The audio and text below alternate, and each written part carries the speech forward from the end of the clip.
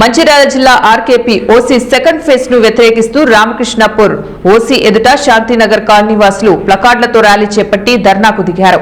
తమకు న్యాయం చేసి పునరావాసం కల్పించాలని డిమాండ్ చేశారు.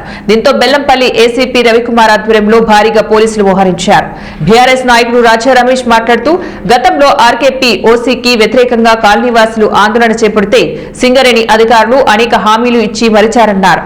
సింగరేణి అధికారులు ఓసీని చేపడితే శాంతినగర్ కాలనీ వాసులకు పునరావాసం కల్పించాలని డిమాండ్ చేశారు.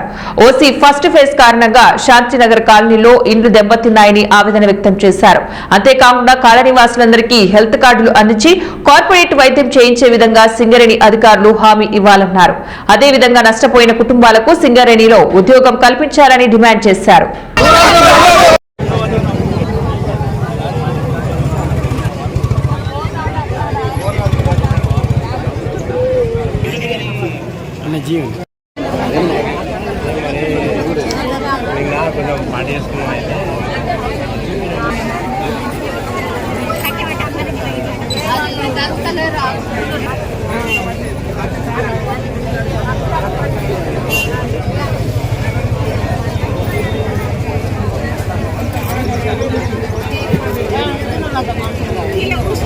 జరగమంటారా కొద్దిగా నాలకుండా వాళ్ళు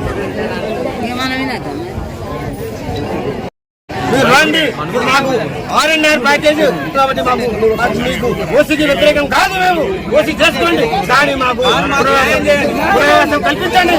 మాకు ఆర్ఎన్ఆర్ ప్యాకేజ్ ఇవ్వండి.